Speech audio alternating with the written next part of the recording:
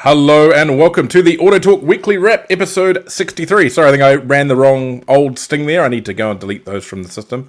But still, thank you for being back with us again this week.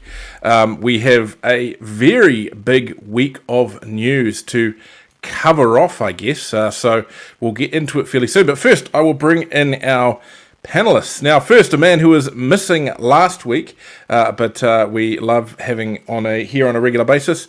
David Crawford, welcome to the show again. You're looking a little more trimmed up than normal. Summer is on the way. It's a lovely day here, calm, blue sky, no wind. Can't beat Wellington on a good day, so I've got to enjoy it. Is that because the politicians are leaving, so all the hot air is running out? Yeah, well, the protesters aren't leaving, but the politicians are. No, it's settling into a different lifestyle, which is kind of fun, but one's got to take care of yourself, and I'm just learning to relax. Mm-hmm. Speaking of the protesters, was it Restore Passenger Rail? Is Wellington thoroughly sick of them by now?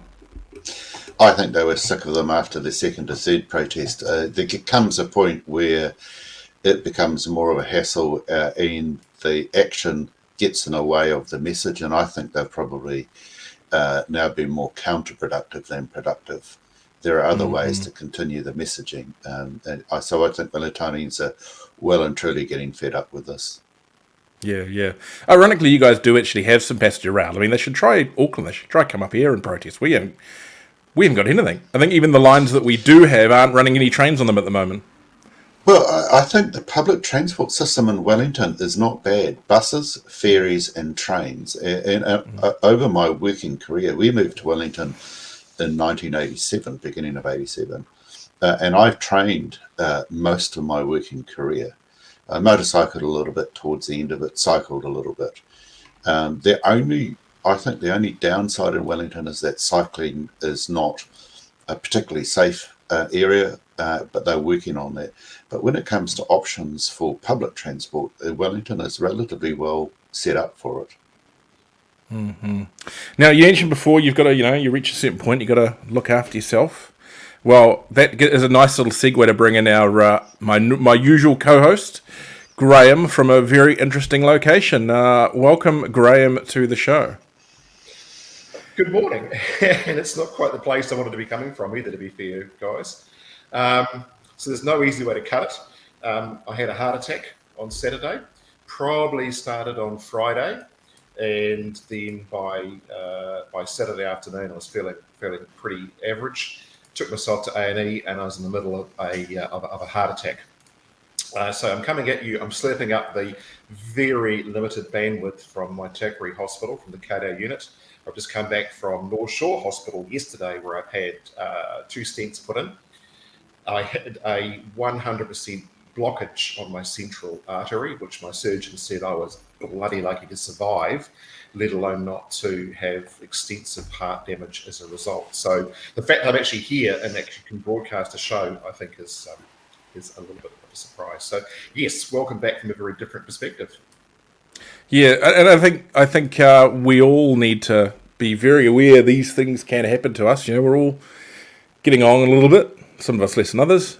We had very busy, stressful lifestyles, and you see a lot of this stuff in the industry. And I think we need to remember that you can't live on pies and after-work beers forever, and some salad and healthy living and keeping an eye on those warning signs are pretty darn important.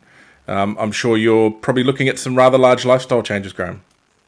Yeah, and we are. And I think just sort of to carry on what you said there for a second, this is a really important message, but I'll keep it quick, is guys, don't ignore the warning signs. And in my case, I'm 55, I don't smoke, I'm only a social drinker, diet's pretty good. Bit of a family of history of health issues in terms of heart disease, but all I had was a bit of chest discomfort. And I just felt like it was a bit of indigestion. I had some quickies. It was a couple of days worth where I just felt a bit average. And it wasn't until Saturday I felt a little bit tired, a little bit fatigued as well. And the chest pain, it wasn't really pain. It was just more discomfort. I thought, man, this isn't quite right. That was a heart attack. And if I had waited another half an hour, this is how fine it was, another half an hour, we wouldn't be recording the show today. We'd be recording a very, very different show indeed. So, guys, man, listen to the warning signs. You have to listen to the warnings. Well, look, I thought a lot of David Vincent when he had his battle with bowel cancer. He was very public about it and used it to spread a bit of message out there. He did some work with the various associations out there. I think through this channel, we might do the same a little bit over the next few months. Graham's heart attack's given me probably a bit of a warning as well. I'm a rather large lad, and I think we might talk a bit more about getting our health ducks in a row on the show as we go over the next little bit and raise a little bit of awareness as we can. Maybe do a few things. I think it's important, somebody who has had 10 inches cut out of his intestinal tract to take a tumour out, that happened quite a few years ago. That was a real wake-up call for me, which made me change a number of things. I think it's quite important that we take a reality check on how we live. So I guess I'd suggest to everyone, as I have done, jump on the web and go to the Heart Foundation website, heartfoundation.org.nz. They've got a whole pile of great information on there about things to watch out for, things you can do. Apparently you can win a house as well, which looks pretty interesting. A really good resource there of information about heart disease and those things to look out for and everything else that's there. I do have to... Yeah. I do, Graham, though. This is us. I do have to take the funny side of it a little bit. Not that a heart attack is funny. Please don't anyone think I'm saying that. I know. But do you think our recent trip may have had anything to do with it? And not sure if the audio is going to work on this. Maybe people can hear this. There's no sound. I wonder if the public's hearing the sound. But we're talking about dinner if you can't hear it. What are we going to have for dinner? Going to have some American regional cuisine. 5-star, I do recall asking for 5-star. Fit for a king, I suggest. This, of course, is from the great video we did driving the Marquee down to Wellington. Large barbecue double bacon cheeseburgers for both with Hershey pies.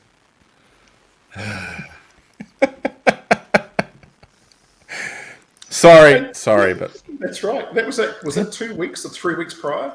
was it Burger King that did it? I blame it on you. I'm sure one barbecue double bacon cheeseburger with large fries and a full sugar Coke didn't really do it, Graham. The Hershey pie may have, though. Drop of water over the edge. The drop of water in the bucket that makes it go over the edge, Richard.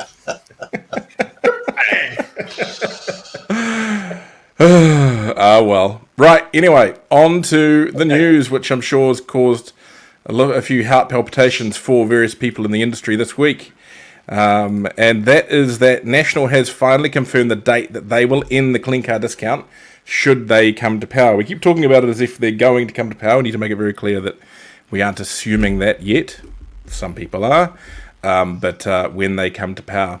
So, National Party has added more flesh to its promise to can the clean car discount, confirming it will end the scheme on December 31 this year if elected to government, although I believe Chris Luxon fluffed a little bit and said December 1 in his speech, but the paperwork says December 31, so we're going with that.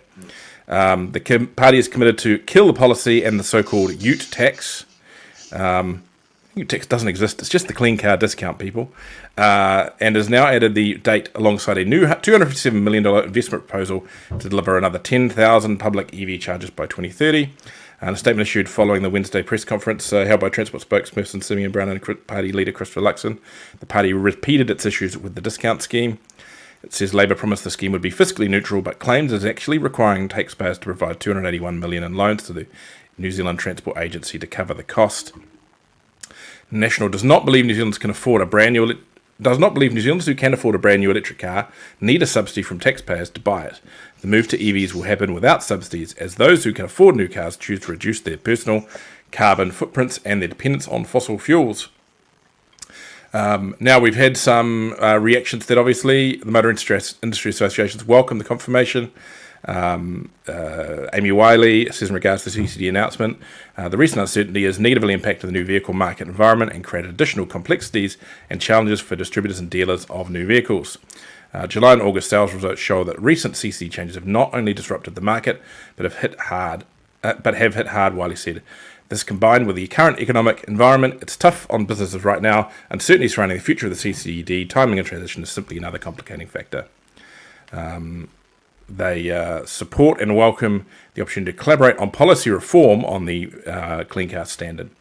If we jump over to the MTA Chief Executive Lee Marshall says the opposition's plans to phase out the clean car discount scheme and refine the clean car standard are sensible policies that echoes the industry's calls. The MTA called for both measures in their election year call to action, driving New Zealand forward, which outlined the key priorities for the next government. Well, from the MTA's perspective. So those are the kind of key views we've had out at the moment. There's a few others floating around, but I think that's enough for now. Yeah, it's a big call. I guess it's great that we've got a date now. Any thoughts from you, David? Workable date too. Oh, sorry, David, shoot first. Sorry. Yes, the date was critical. One of the key messages from the new vehicle sector was having a date to work to and not just have it cut off unilaterally really shortly, because it's a huge investment up front. Even 31 December will mean that a number of new vehicle distributors are going to be hit harder than would otherwise be the case. So having the date gives them something that they can plan to and work to. And looking at the polling, I think it's probably a little bit more likely that there will be a change in government. Even Labour this morning in the press, if you look at Tova O'Brien's column and stuff, their own internal polling is confirming that they're hitting below 30% in the preferred stakes. So this is starting now to provide a bit of certainty. The numbers for new vehicle sales have been all over the place in the last couple of months. Now, part of that is because the economy is going soft, but a lot of it is to do with the uncertainty around the outcome. I disagree with Luxon, and I disagree and have disagreed with the Motor Trade Association on numerous occasions about the effect of the clean car discount.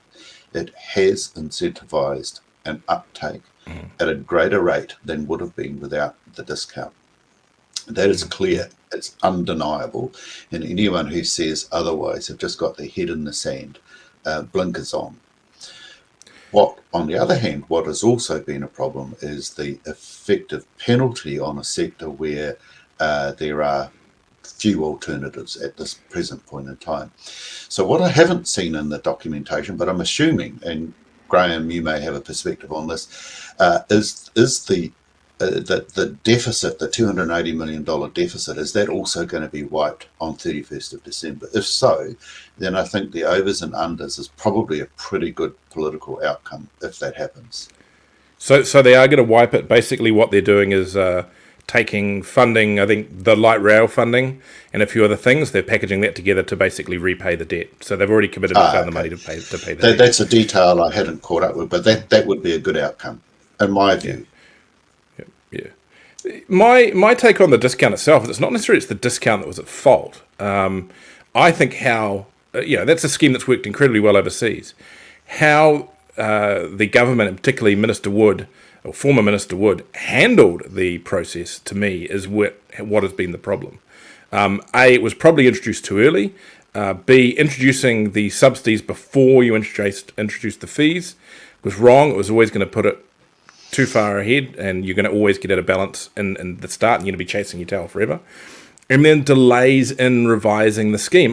When this came in, expected that scheme to get revised very regularly, and I think David, you were still in the room when this was happening, and there was revision work underway, and it just sat and it sat and it sat, and we ended up with this massive jump, and the system had not been updated quick enough to catch up with the advancements in the market. It should have been set down to review every quarter. Change every quarter or something like that. Well, both FAIR and the MIA were pretty clear when the scheme was being designed that it needed regular review. And Graham, you'll have a different perspective on this from a used car perspective, but the clean car discount was not an effective scheme for both new and used. It was an effective scheme for new vehicles and kicking the uptake in there. But for used vehicles, sitting on the sidelines, it basically screwed the market for you, or skewed the market, but screwed it as well in a number of different ways. I mean, your take on that, Graham? Yeah, well, I've got a couple actually. And first of all, although it may be not in keeping with my anti-CCD stance, I've been thinking about it. The CCD, I think, actually was a really good and effective tool for kickstarting the uptake of EVs into New Zealand. Now, if you accept that EVs are the way of the future, let's not go into the whole debate about whether EVs are the way forward or not. Forget about that. But if you accept that they, at this point, politically are, then it was a really effective scheme for that initial big kick, big uptake into the fleet, to provide people with incentivization to go out and try one and buy one. Okay, the mechanics of it, yeah, the money probably went offshore. We know that a lot of the CCD uptake, the money going into the tin. Sorry, I'm full of medicine today. That went overseas, the likes of Tesla and BYD and others. I mean, the money's gone offshore. And in the used sector, the same thing happened. We saw the price of CCD qualifying vehicles disappear overnight. It went offshore in higher prices. But in a way, did that really matter? Because what it did was it elevated the profile of EVs into the fleet really quickly. The failing of it probably was that it went on too long. And I think the CCD scheme is now probably gone on for too long as it is. We know that it's not fiscally neutral. We know there's a huge hole. And if we think it's fiscally unworkable now, you wait and see what the fund looks like in 2 months' time. Because what's going to happen between here and December the 31st is nobody in their right mind is going to buy, or at least take delivery, if they can help it, of a vehicle that is subject to a CCD penalty. They're just not. And in the meantime, every man and his dog that has a CCD qualifying vehicle in stock is going to flog the daylights out on the market to take advantage of those discounts while they can. So the schemes that are just skew like that up in a hurry. And if it's $281 million now, goodness knows what it'll look like in 2 months' time. And I guess that's been factored in. You can't tell me that the wise heads in the crossbenchers haven't looked at it and said this is a likely outcome. From the used market perspective, I don't think it played any particularly good part in it. It made certain sectors, particularly the lower markets, the value sector, so people movers and vehicles for people in lower socio-income brackets, it made it a whole lot harder to access stock that they should have had access to a lot sooner, and they didn't in a struggling economy. So here's my take. Good news. Yeah, I think the price thing when it comes to the new market is interesting. I think by and large it actually drove the prices down a bit to get under that $80,000 limit. And certainly if we have had a chat lately with a few of the Volkswagen Group brands and others where their model prices will rise. Volkswagen New Zealand, when they launched the ID4, suggested that once the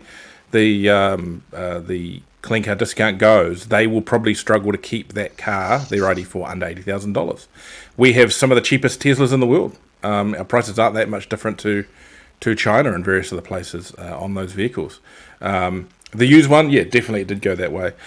And I think this whole argument they've always made with the rich people buying Teslas thing is bullshit. Rich people don't buy the Teslas that they can get the subsidy for a start. And a lot of what those cars are going into is either A, bringing people into the new car market for the first time is one thing, but otherwise it's just switching people from buying what would be a petrol car of the same value to an electric car of the same net value at the end, or maybe a little bit more. It wasn't suddenly a case of rich people going, I'm going to go and buy a cheaper car than I normally buy so I can get $7,000. Well, EVs are still roughly twice the price of their equivalent pure ICE models. A lot of that hasn't changed. It's the question of affordability. So, just on that, David, I've heard that number a lot lately, and I think that number doesn't really gel anymore. And the example we get a lot is the MG ZSEV. That's a wild card. Like if you take the ID4 is $80,000. You buy a similarly spec Tiguan, you're talking nearly 60. So it's not twice the price anymore. Well, I'm going to disagree. Okay. It's still a hell of a lot more expensive to buy a pure EV over a pure ICE vehicle for the equivalent model. That's the key word there, Richard. So the discount played an important role in new vehicles and making that more affordable. And I don't agree with Luxon that new car buyers can afford an EV over an ICE. that will happen, and the relative affordability, I think, is going to continue to improve because we're on the cusp of technology change with batteries. And I think that's going to be a little bit of the game changer is the battery technology. Where the clean car discount failed was the review process was, which you touched on, Richard, was ignored. The success of the scheme internationally is that it is reviewed each year as a minimum, and adjustments are flagged ahead of time. We didn't get that. We just got things sat on the hands, and it came to late last year, and suddenly officials realised, oh my God, we've had 5 months of these massive EV sales. The fund is in trouble, and so they had started a review, ignored it. Other things came onto their work program, and then they had to come back and have a look at it. And then they had all of the work done at the end of March, and then the politicians sat on it until late May. And that's where the problems arise, is that we didn't have the timeliness, didn't have the signals, we couldn't adjust, we couldn't help the government achieve its goals as a sector. And if you want to have change in the sector, you've got to sit alongside and work with industry. Now, sometimes that means it's going to cost us in industry, but if you have these spasmodic and irregular policy announcements, then it's going to skew the market. And you're right, Graham, come between now and the end of December, it's one-way traffic by and large would be, I agree with you. Yeah, I was speaking to one question for the two of you just to answer on that, because it might feed into what we're talking about, Richard. I've been offline for a week, so this is as much information for me. What's been said about the CCS when it comes to the stockpile of credits that have been accumulated by the industry with effectively a number value against them? Because most of the industry, not all but most, has stockpiled now a pretty significant amount of CO2 value that it has bought and paid for in the transactions it has done. What's going to happen to that? I imagine, Graham, that they will remain valid because what National has said is they're going to review the targets, and it's the 24, 25, 26, 27 targets, particularly the 25, 6, 7 targets that are really vicious. And so if they can make those flatter, at least in the new car sector, my take is that that sector is less worried about the 23 and 24. I mean, they're hard enough as it is. But it's the 25 to 27 period that really screws them viciously. So if that can be alleviated, then the credits will also help. So I think that they can't, and they probably won't retrospectively do away with those credits. They will be in the bank. But it's the rate at which they reduce those future out years and then providing certainty beyond 2027 to 2030. That would be my hope. That's my understanding. Is all going well? The standard is not all going as we expect. The standard's not going anywhere, and it will just be target adjustments. And I'm dealing with someone who runs a credit exchange at the moment, and he's planning his marketing out beyond the next election. He is not worried about his business in the short term of that. There's two potential, hooks, things in this that I'm not hearing but sensing, seeing my analysis of things over time around this stuff. One is on the standard, and that while National's committed to maintain the standard, removing the standard is actually one of ACT's I wouldn't say one of the headline policies, but it's certainly something that they've waved around a lot. And the question is that should National go into, or should ACT get a fairly large number of AMPs, which is looking like it is, and National is well short of a target. If they go into negotiations, will the standard become one of the things that they're willing to give ACT? I'm not sure, but that could be something we need to watch out for. David, you don't think so? Yeah. No, I don't. I think giving them the discount is enough of a concession, and lessening the targets under the standard, that they will probably roll over on that. ACT have got bigger fish to fry. And I think I heard ACT say, and I can't remember whether it was Simon Court or whether it was their leader, say, those are negotiating positions. So I'm reasonably confident that the standard will remain. And I think the new car sector is quite comfortable with the standard remaining if the targets are made more sensible, because it helps to drive the allocation process for the new technology in a way that we wouldn't otherwise achieve. Yeah. The other aspect I think I wouldn't rule out is I still don't think this is the end of National's electrification announcements prior to the election. And I wouldn't rule out there still being some form of tokenistic subsidy towards electric vehicles in the longer run, particularly as we're going to see RUC coming in and they'll start generating income from that too. And a lot of discussion, particularly by Luxon, about returning the carbon windfall to the public. So whether we see at some point a Australian-style, very simple subsidy of a couple of grand or some kind of tax incentive on EVs at some point, I do wonder if that could play, but I think it's going to be sometime down the track into the new term once the heat on the clean car discounts disappeared. But I still wouldn't rule out some form of subsidy at some point, but it'll be similar and it'll come from that carbon that carbon budget they keep talking about. So, well, we've already seen that. I was going to say, wouldn't it be more sensible to, rather than funding discounts on vehicles, and we know it's like, look, we're all in the car industry. The game of smoke and mirrors out there is one we all, a lot of us play.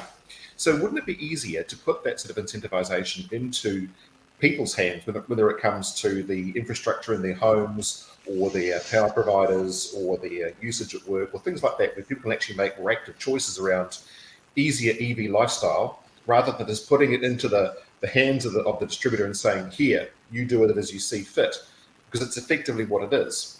I think there's a much more sensible idea, if there is going to be further incentivization, to put it further down the chain, back into consumers' hands to figure out where it best suits their uptake.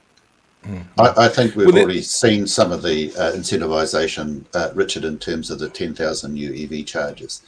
If we can get that number of new chargers, particularly on the secondary routes around rural New Zealand, as well as beefing up that availability along the main highways, then the charging infrastructure, improving the ability to get home charging, the reliability of the transmission and generation of electricity, they're all big infrastructure things. That's what makes people less worried about having an EV. Queue times, so range anxiety may be less, but it's definitely been replaced by queue time anxiety, and particularly over holiday periods, weekends. Let's also not forget that I'm trying to remember the name of the fund, but there's a fund managed by ECA, the low emission. You may remember the name of it, David. But basically, it's a fund that goes up for multiple rounds a year where they'll fund big projects. We're hearing more about that, perhaps dipping back into subsidising big company fleets, that kind of stuff, particularly heavy transport projects, those kind of things. That's been very successful. It's a very long-running fund. That's probably knocking on 7 or 8 years old now, put in place by Simon Bridges. And I don't believe that that's going away under either party, and I suspect it's actually getting some additional funding under both parties, both Labour and National, when it comes in and gets returned. That's a good fund for getting large volume fleets and interesting vehicles on the road. So that's another thing that's there. The 10,000 EV chargers, I love how they throw that number. It's not 10,000 new EV chargers. It's basically 8,400 on top of what's already there or going to be installed commercially already. I've seen this when I was on TV yesterday talking about it. I'm keen to see the detail of what they're thinking on this. It is a lot of money for the number of chargers there. I think it works out to about $24,000 per charger, on top of the stuff that would have been commercially developed. I have some slight concerns in that space around. There are some fantastic operators that do some great work in installing infrastructure out there. We are seeing more and more, and particularly through some of these the ECA funds as well, companies popping up because there is government money in that space and not necessarily the best place to roll out the infrastructure. So I'm going to be watching whoever the new energy minister is and whoever the new transport minister is like a hawk to just make sure that some of that money is not being put in dumb places, because there have been some energy-wise grants that have been put in some incredibly dumb places, and I'd be eager to make sure they actually roll out what they're doing properly, rather than, Graham, you've got a take on that? When has that ever happened in the history of politics, Richard? Sorry. It could be any worse than we could call it, I don't know, the Provincial Electrification Growth Fund or something. I mean, that worked out really well, right? Hey, we've got a lovely footpath here from the Provincial Growth Fund. I was in Bangor a couple of weeks ago. Didn't see the footpath anywhere I wanted to go. Yeah, I think pragmatism would say that the odd strange place is tolerable as long as it doesn't get above a certain level. But I still think, whether it's 10,000 new or whether it's 8,400 new, getting the ratio of charges up is going to be important. And if you're going to take the fund away, you've got to do other things to make it attractive, because I would be worried about a slowing down of the transition rate. And we've seen this overseas. Netherlands took the subsidies away, and suddenly people stopped buying EVs, and they had to come back and do another package to try and get the uptake. California was the same. So I think it's important that we don't lose the momentum, but the momentum isn't always just achieved by handing money out. And that's why retention of the standard's going to be important, because it'll help to drive it. And as the targets get more challenging, that will drive it. But you can't have it challenge too fast, too quick, as we currently have. Yes. Yep. And let's watch the fun of deliveries of electric vehicles between now and the end of the year, and the distinct lack of deliveries of utes until January 1. There's going to be a heck of a lot of utes delivered in January 2024, should National get into power. And a heck of a lot of EVs here go out the door. I was speaking to one operator the other day. They had a fleet customer that was looking at taking 100 EVs between now and I think September next year. And they're in talks now about how they get those cars on the road before the end of the year. Though here's an interesting one for delivering fleet vehicles at the moment. If anyone pops out to CDG lately or various other car lots around town, you'll see a lot of electric vehicles particularly, but other vehicles as well with number plates still sitting there. And one of the reasons for that, there's many reasons, one of the reasons that she had raised lately is we have a massive shortage of telematics units at the moment. The telematics industry hasn't been able to keep up with all these vehicles going on the road because of the various stops and starts and the flow. And a lot of these government fleets particularly won't put a car on if they're waiting months on end for their telematics units. It's always something, eh? There's a couple of illustrations to that, okay? Just tweak to me. Outside my hospital window at North Shore Hospital yesterday, I'm in Waitaka again today, there's an entire fleet of new Hyundai Ioniq EVs parked up. I've counted 14 of them, I think, 15 in a row, white ones, all parked up, all in storage, all registered back, I think, 2 months ago, back in July, late July. I would say they're waiting for telematics units. Yep. The ones I'm aware of are mostly health board cars. Okay, all right, that's it. And the second thing I was going to say is we keep talking about utes, about the number of ute sales diving over the next couple of months. It's everything. I mean, as an example, I've got a reasonably high emitting vehicle that's just arrived from Japan. In fact, while I was in the hospital, it's a Mazda MX-5. And I'm going to sit on that until the 1st of January. I'm not going to plate it until then. And I can think about a whole lot of other vehicles that we've got either on the way from Japan or other dealers have got on the way from Japan, for example, that we're just going to sit on, because the financial penalty now under CCD is so large. We're talking a couple of $1,000. In case the MX-5, I think it's 2,400. It's actually financially beneficial just to park it in one corner and not worry about it. And that makes a huge effect. So it's not just utes, it's everything. Everything but above about, say, $800 worth of CCD, where it's better off just sitting on it. Nothing like a little bit of market fuckery. Yeah, and if you dissect the new vehicle market sales for the last 2 months in a row, there have been some big volume sales, because shipments have arrived, of a few models. But outside of those few models which bloated the numbers, the sales across all of the brands and all the different models is woeful. It's we're back to 2012, 2013 levels of sales.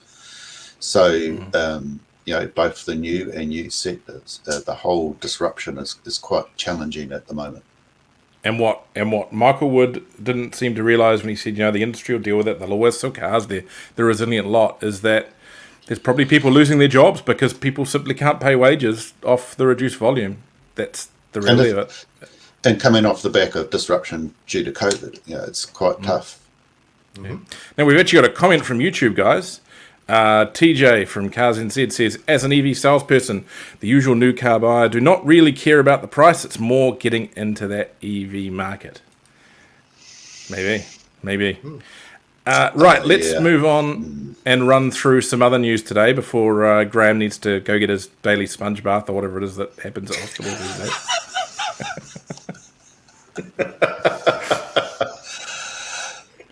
Yep, from a Filipino male nurse. Right. I'm gonna say. Not that there's anything wrong with that, Richard. No, exactly. Good for Not my catching tea that. bag, sorry. Just not my tea bag, sorry guys. Yeah. Right, so MP share thoughts on ruck. It seems that no matter who gets in, you're getting ruck on your EV. It's important all cars pay their fair share for work on roads through road user charges. So says Green Transport and Infrastructure spokesperson Julian Genter, who's just plug-in hybrids, PHEVs, should pay ruck rather than a fuel tax. Genter, a former Associate Transport Minister, was a political panel member at the New Zealand Electro-Mobility Summit in Auckland on September 5, which included National Party Transport spokesperson Simeon Brown and the Opportunity Party's Kiara Swords. The panel was chaired by Liz Yeaman. Brown says much work is still needed to sort out ruck funding.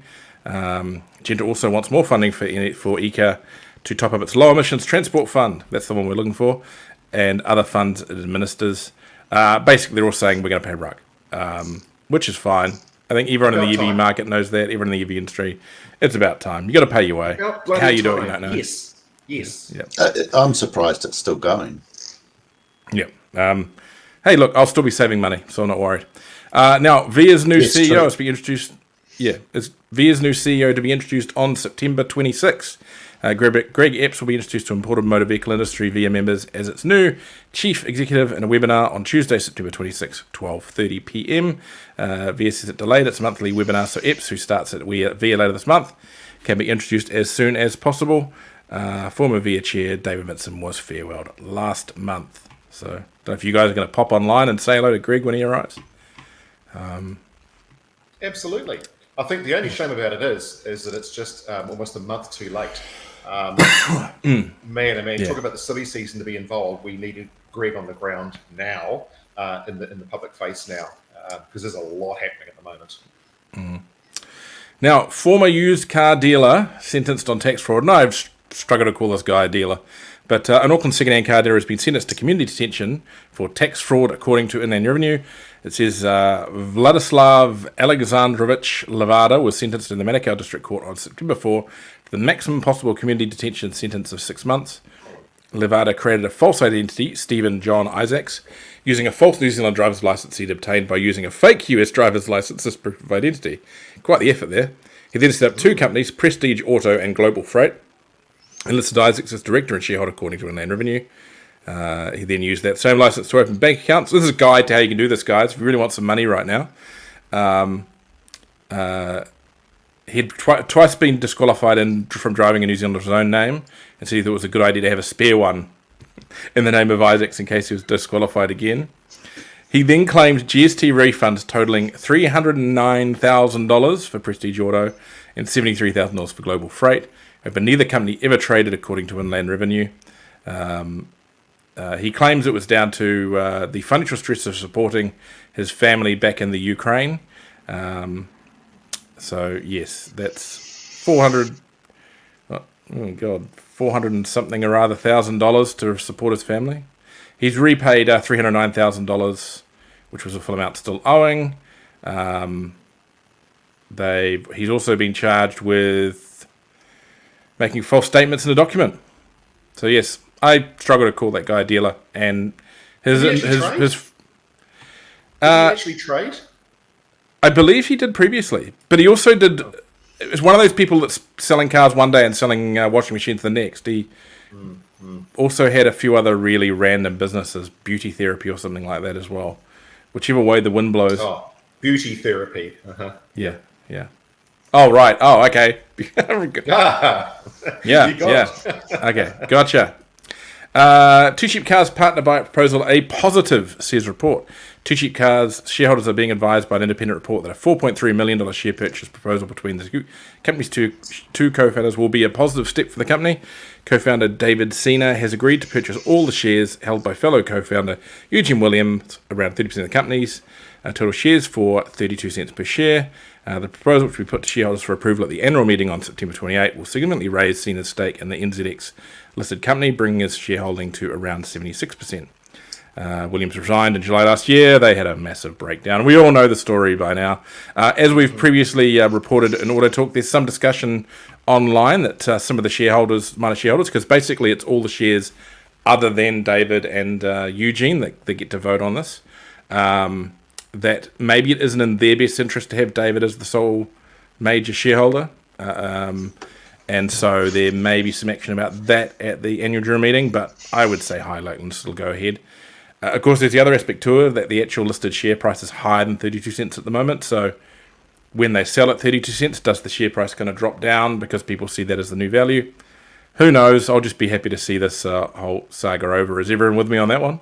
Do you want to keep hearing about Two Cheap Cars? They needed to have this resolved 6 months ago. This is just dragging on and creating such a poor image for them. I mean, how do they trade out of it? No one's... it's just get out of the news. I think the interesting question is that this thing is September 28th. How many leases on new yards do you think NZ Cheap Cars are signing on September 29, Graham? Well, I was going to say, and I sitting in my hospital bed, can these two just stop the shit fuckery that's been going on the last year or so between them, and actually just get on with the business of importing and selling cars, please? And how many, once they resolve this, how many yards that New Zealand Cheap Cars have signed up for next to Two Cheap Car sites might actually be just been put on ice now because the animosity, at least the public animosity, might be over. It's just, yeah, look, it's good news fodder, I guess, but it has just gone on way too long. Boys, just... boys, get a bigger sandpit, please. As an observation, there's a saying that says there's no such thing as bad news. This pair defy that and say, actually, there comes a point when there is such a thing as bad news. Yep.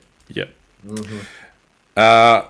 We did discuss the vehicle stats last week, but we'll just quickly touch on the actual kind of proper ones as they've come through. New vehicle registrations were down 33.2% year on year in August, with 9,808 units on the back of market volatility, likely reflecting the impact of the Clean Car Discount Scheme. The August result is 28.7% lower than the monthly average for 2022, and 22.4% lower than the average of the 8 months of 2023. Year-to-date registrations are 6.3% lower. The Amy Wiley from the OIA says there are several factors which could be contributing to the soft result, including a market rebalancing from June's record month. This is where savvy purchasers pulled forward registrations to maximise clean car discount benefits prior to the 1st of July rate card changes. And we've seen that most of the EV brands are down to next to nothing over the last month, other than MG, which of course landed a new model. Wiley also points to current tougher economic conditions such as higher interest rates, tighter lending and continued high inflation impacting the cost of living and the willingness or ability to purchase. There could also be hesitation or reluctance to purchase pre-election, particularly with transport policy changes hinging upon the election result. That is the most obvious statement of it, quite rightly, that she should have said it. It's true, but yeah, that's definitely the case. Cheap circus ride. Yeah, I'm just looking at the stats, the monthly sales stats, and if you take out the COVID year, particularly 2021, the last time the new vehicle sales totaled less than 10,000 new units for August, which is usually a relatively comfortable month, was 2013. So, it's politics still playing a big issue. Yeah. And if we go to a slightly more focused level, market volatility concerns Skoda NZGM. Skoda New Zealand General Manager Rodney Gallard says he's never before known such volatility and growth in the automotive market in his decades-long career. He says the sale of battery electric vehicles have increased 90% over the last 24 months, and year-to-date at the end of July, EV sales accounted for 16% of the new vehicle market. Gillard says much of the local demand for electric vehicles has been fulfilled by China-based automotive manufacturers. Speaking to AutoTalk about the forthcoming arrival of the that was a quote from a while ago. It's just nuts, the volatility. It's kind of crazy. Continuing issues with international shipping. issues with Panama, all sorts of stuff. It's a fun time to sell cars. Speaking of issues with shipping, SAIC Motor launches a car carrier for Australia and New Zealand. SAIC Motor, which manufactures the MG and LDV brands, amongst others, has just taken delivery of a 7,600-unit roll-on, roll-off car carrier, which is powered by liquefied natural gas and will be operated by its wholly owned Angie Logistics unit.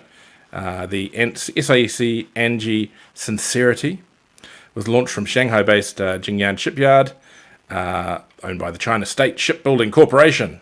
Well, SAIC is at least part government-owned, so that would make sense. Where are we? It'll be used on an upcoming route to Australia and New Zealand, as well as Europe. So it'll come here, it'll go there, it'll go around the place as ships do. They've got 12 new vessels coming in the next 2 years. So we're seeing a lot of these companies now just kind of take control of their own shipping. I think we'll see it particularly more with the ones that do a lot of BEV vehicles, because there is some concerns around those. And if you own your own ships, at least you've got some surety of supply. We, of course, have seen Ford charter a ship to do multiple runs down to Australia and New Zealand. So interesting to see that one added. And I think we've seen, Graham, you may have to confirm this. I think, is it Nichibo's chartered a ship for multiple runs just to New Zealand? Is that, as you understand it? Yeah, I think so. I don't think it was just one run. No, as far as I think it's 5 runs. runs. Yeah, I think there were 4 or 5 I heard. Yeah, no, I could be wrong, but that's what I heard anyway, yes. Mm-hmm. So people taking control of their own shipping, which is probably a smart move at the moment, though we do have some excellent shipping operators in New Zealand, obviously. Autosports Group poised for further growth through acquisition in financial year 2024. Autosports Group, the Australian Security Exchange listed company which owns Auckland City BMW, East Auckland BMW, Mini Garage Auckland, Mini Garage East Auckland, Rolls-Royce Motorcars Auckland, all basically the same company. What used to be Auckland City BMW. It says it's poised for further growth and acquisitions in the 2024 financial year. ASG Chief Executive Nick Pageant told shareholders in the company's annual report that the ASG strategy to solely focus on the luxury car segment remains core and has dismissed opportunities to go outside that. The company enjoyed a record turnover of $2.371 million for the financial year ended June 30, 2023. I think that might be an error, and I think that dot might be in the wrong place. You can read more about that over in AutoTalk Australia. I do think we are going to see more of these listed companies, the Australian ones and the New Zealand ones, buying a few more dealerships in the near future. And we are seeing a lot of shuffling around of dealerships at the moment, as we've seen in recent weeks. And there is, I guess, for the new car industry, there's power in numbers. More dealerships, lower cost per dealership, I guess. Our last story for today is a bit of an interesting one. That doesn't seem it at the start. So we've got the 5-star crash rating for the Lexus RZ BEV, but the interesting side to that is it's the first safety rating using ANCAP's new test regime. So the battery electric Lexus RZ gained a 5-star Australasia new car assessment program safety rating, the first model to undergo the test, expanded on the expanded 2023 to 2025 criteria. It's now placing a higher focus on vehicle-to-vehicle crash compatibility through an increasing penalty of 8 points, previously 4, improved restraint design, a vehicle's ability for motorcycle detection, autonomous emergency braking and head-on and intersection crossing scenarios, cyclist protection, including anti-dooring. So that's when you open it. Is that a term for it now, is it? When you open the door on a cyclist, that's a anti-dooring. Child occupant... anti-dooring. Yeah. The anti-dooring is the ability to lock the door until the cyclist has gone past. So it's anti-opening the door. So the changes that are coming to the worldwide new car assessment program for safety is focusing very much on the vehicle not being an individual unit. It's a vehicle in a system. And so it's got to be able to know what's around it. And the vulnerable road users have become a focus. So that's your pedestrians, your cyclists, and the motorcyclists. They have become an increased focus going forward. And this is the first changes coming through into ANCAP. Euro NCAP picked up on those a little bit earlier, but ANCAP has now got them in place. And there's a program of increasing the safety assessment criteria will become more challenging going forward as the ability for a vehicle to detect what is around it when it's both stationary as well as moving. That's the important bit, yeah. There's some interesting tech around that. I've driven a couple of vehicles now which can actually stop the door from opening once it's already open. So if you've got the door open, it's slightly ajar, it can actually stop the door at that point if it senses something coming up the inside. And this tech is starting to get around the place. I mean, the BYD Atto 3 that we have as our family daily driver, that there will very clearly and audibly tell you if it thinks there's something coming or on the corner of the vehicle, or even if you're in a position where that could happen. I know the car the other day, I left my door slightly ajar to go and strap in my daughter, and it started squealing at me because it thought that a car was coming around the back of the car when I walked around the back of the vehicle. So it's certainly interesting things.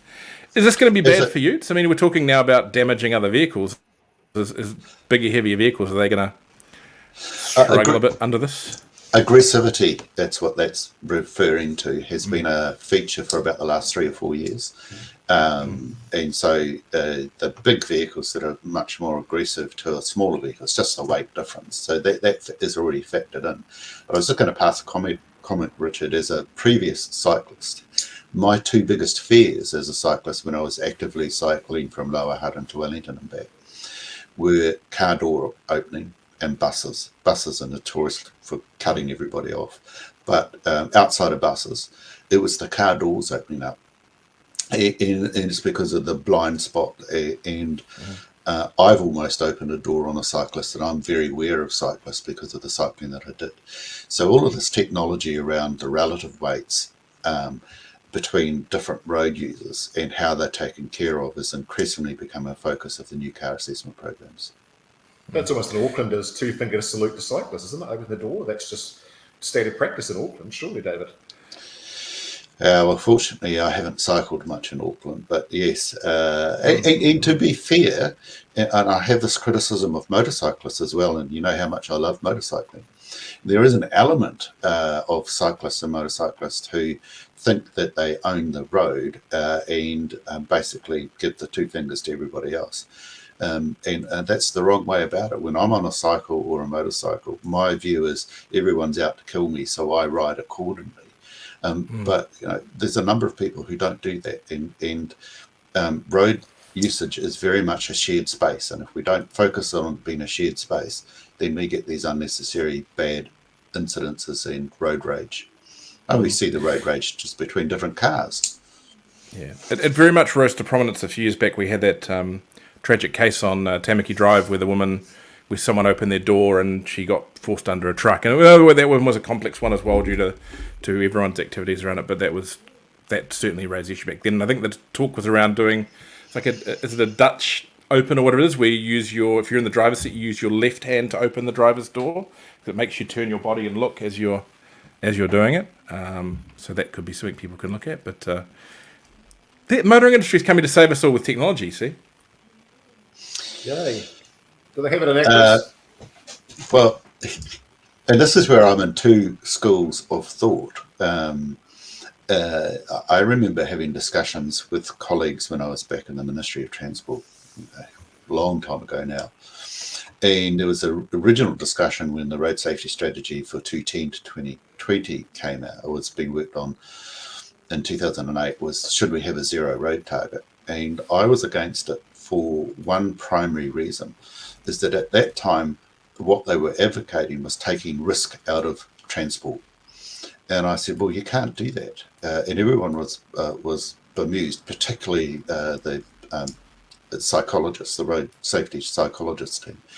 And I said to them, you just got to remember where humans have come from in evolution, and the limbic brain, our flight or fight, is still very much an active part of our evolution.